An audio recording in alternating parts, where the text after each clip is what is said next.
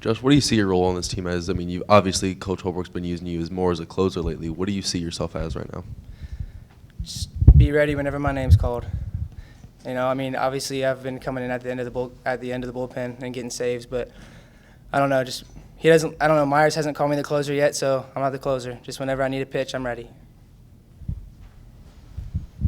In that same regard, you know, it's a little different situation, obviously, in SEC play today against the team. How were you able to work into that, knowing that it was kind of a different situation? You're going for a win instead of a save. I wasn't thinking that way.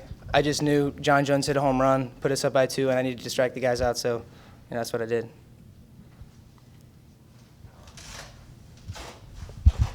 Speaking of John Jones, what's it been like to watch him over the past month and a half of the season? He's incredible. I don't understand how he hits the way that he does, but he is so clutch.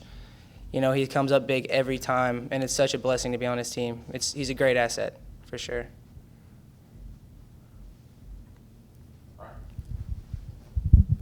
Yeah, you talked about you don't necessarily know exactly what your role is yet, but how do you feel your stuff is? Do you feel like you're where you need to be this time of the year?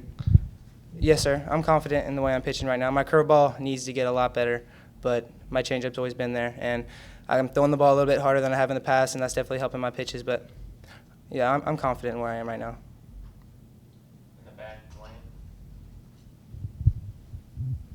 How nice is it to get a sweep on any weekend, but especially an SEC sweep?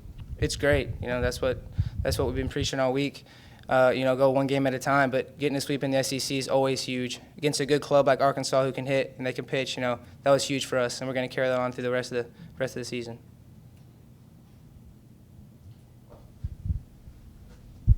You've been coming out of the pen a lot after Reed Scott. What's it like coming out after a guy that can go 3, 4, 5 innings?